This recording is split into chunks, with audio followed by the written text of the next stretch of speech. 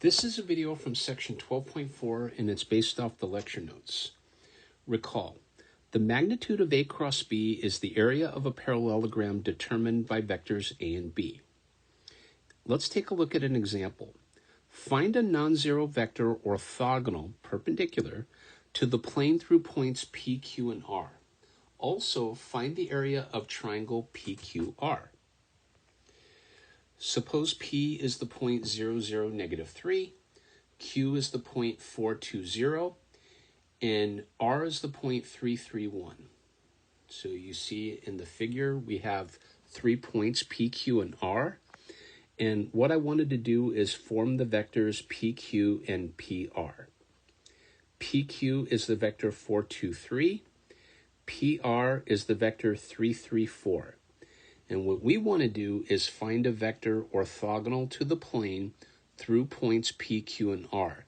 So we should be thinking about a cross product. So in other words, I want to take the cross product of PQ with PR.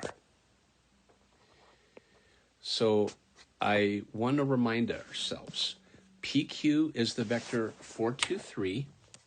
PR is the vector 3, 3, 4.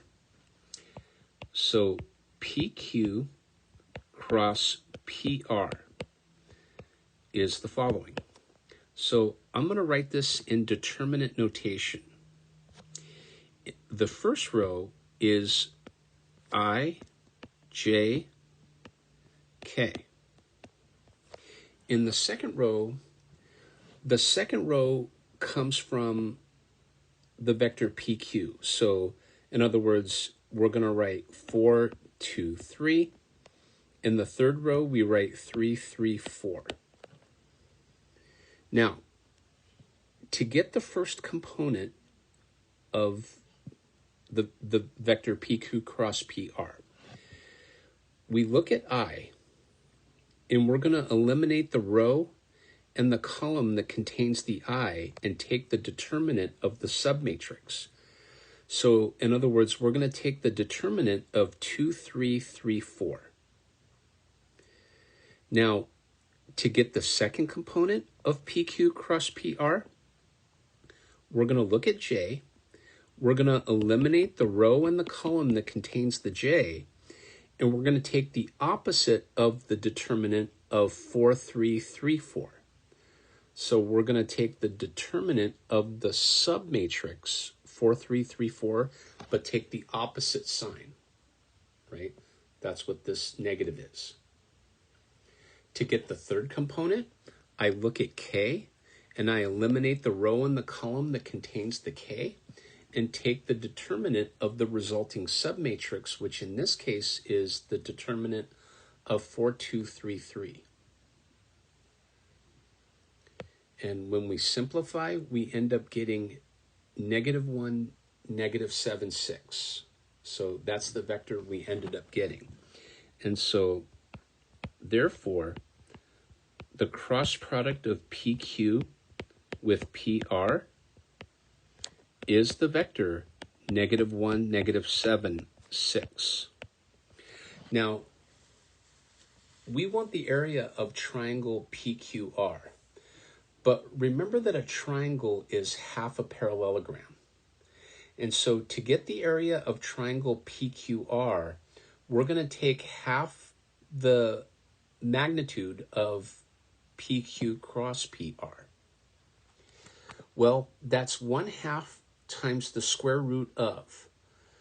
I'm going to take -1 squared, which is 1. I'm going to add -7 squared, and then remember, -7 squared is 49. That's this one.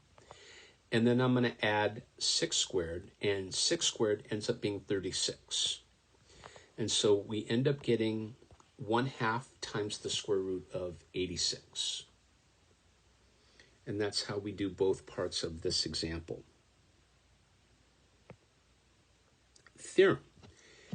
If A, B, and C are vectors and C is a scalar, then number 1, A cross B is the same as -B cross A. Number 2, if I take the quantity CA and cross it with B, That's the same as C times the quantity A cross B, which is the same as A cross the quantity CB. Number 3, A cross the quantity B plus C is the same as A cross B plus A cross C. That one you can think of like a distributive property. Number 4, if I take the quantity A plus B and cross it with C, that's the same thing as taking A cross C and adding B cross C. Number 5, if I take the dot product of A with B cross C, that's the same thing as taking A cross B, taking that quantity and dotting it with C. And then on number 6, A cross the quantity B cross C is the same as taking the quantity A dotted with C and multiplying it by B and subtracting the dot product of A and B, taking that quantity and multiplying by C. And so I would expect you to absolutely know the first 4 properties here, for sure. Number 5 and 6, those properties are a bit less intuitive. I definitely want to expose you to those, but it's not something I would require you to know. Now, we proved property 2 in the notes, and so I'm going to go over property 1 in the video.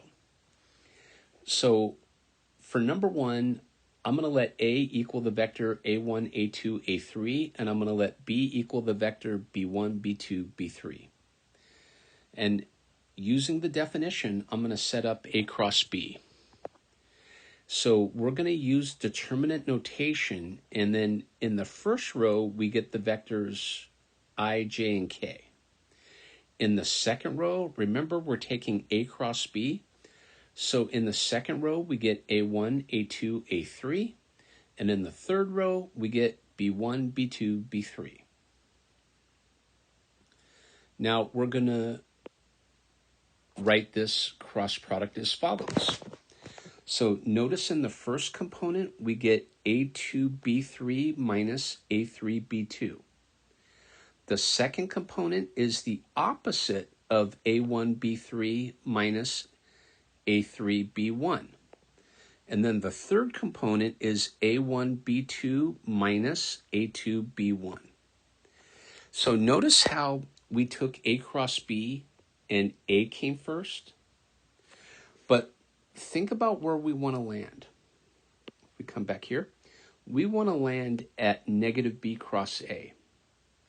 So if we're trying to land on negative B cross A, I want B now to come first.